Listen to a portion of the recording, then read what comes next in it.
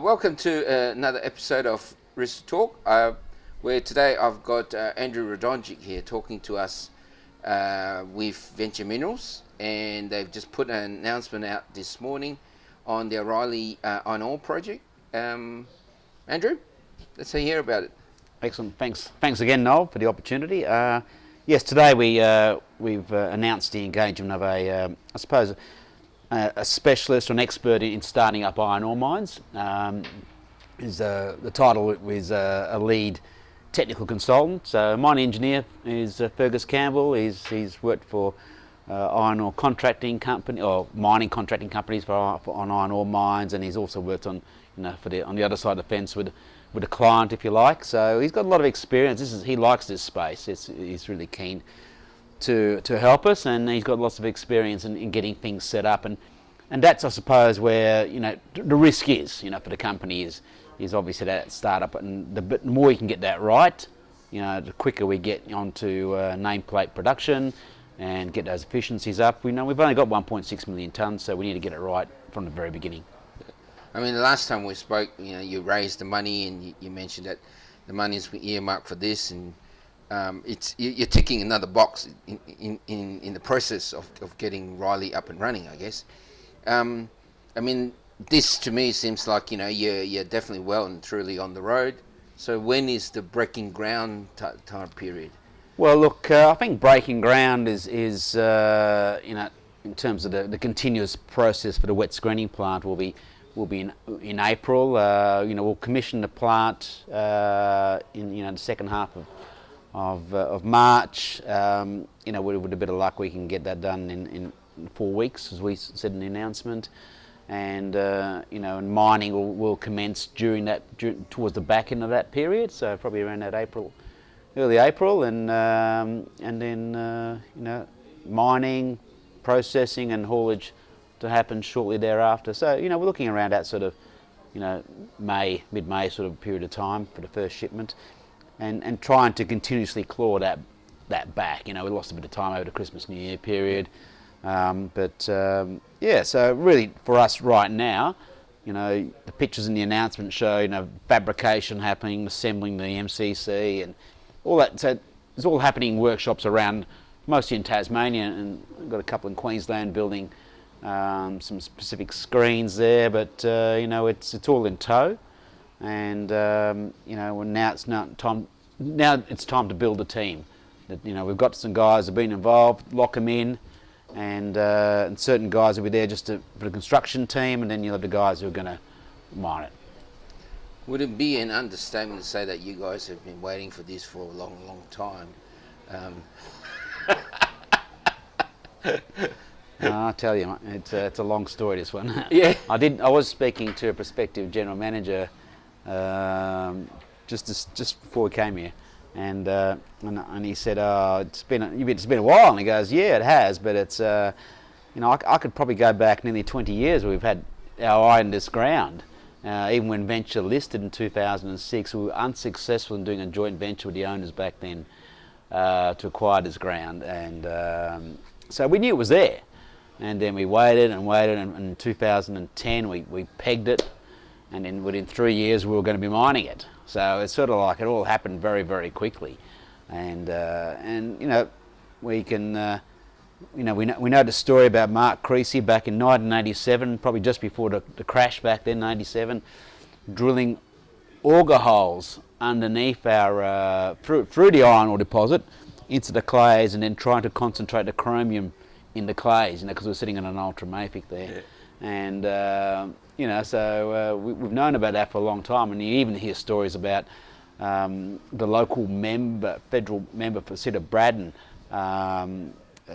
Greg Pearce. He said, "Oh, look, I remember going onto your lease back then, because my dad was dragging the auger rig around with a dozer for Mark."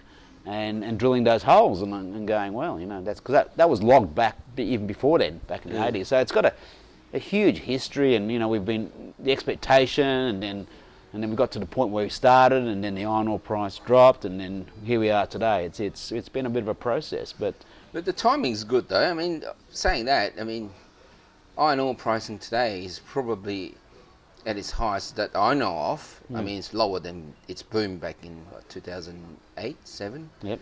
Yeah, But not far. Yeah, not far from it. Not far. So, in terms of timing to start it, you couldn't have picked a better time. Oh, just it does. It's not planned. You could never say it was planned because it's just so many separate events that lead to where you are today. But it's been a bit of a battle. But hopefully we'll win the war. Yeah. Well, look, when I look at an announcement like that, it means you're ticking all the boxes, which is in the process. I mean, that's plan A, and then now you're moving step by step. In terms of from eager investors out there, when does the Kaching happen for you guys? Well, that first shipment, in May, we hopefully will be banking something in the latter part of that month. In April, did you say? In May. May. In May, yeah. So it takes to fill. Again, the size of the ship we're targeting is 45,000 tonnes, but it depends on your shipping rates at the time. So you might find you've got a 36,000 tonne ship going past, which is the same price, but on a per tonne basis. So you go, well, I'll grab that. That's week less of trucking, so you get your cash flow a bit earlier. It's got to be on the boat, and you sort of in a way for a week or 2 weeks before we actually get the payment. So there's there's that process that you just sort of go through. You get that LC and then you can bank it and get the cash flow and keep building the next shipment. So it's sort of as with all startups, it's sort of you're left out hung to dry until you get that first check.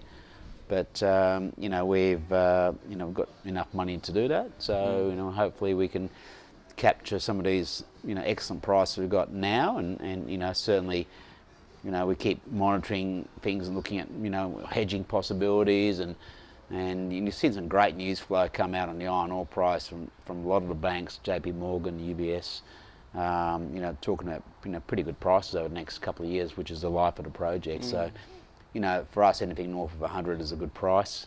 But if we can bank some shipments at these sort of levels, then it won't take long to make that money. So it'll be you'll be paying back what the project owes the company in a matter of months.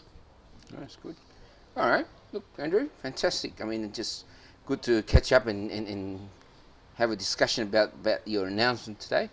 But looks like you guys are soon to be, self-funded for a little while anyway, until you go and big and better things on the other projects. Well, we've got when you got the cash, then you got many options to do, and Ventures blessed with several projects. We've got the Mount Lindsay tin tungsten project down the road. It's completed the feasibility study back in 2012, so there's that asset.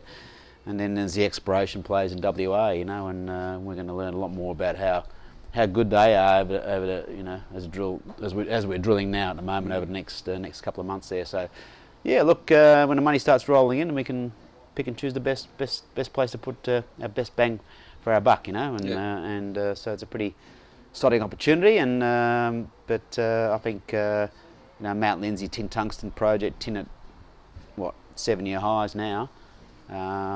Is looking pretty attractive. Look like a place to be.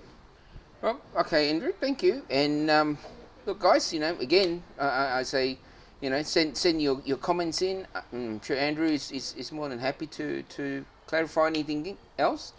But in the meantime, click the likes and do the subscribes, like all you good YouTube viewers should do. And till the next time. Thank you, Andrew. Thank you. Well, great. Thanks, Noel, again.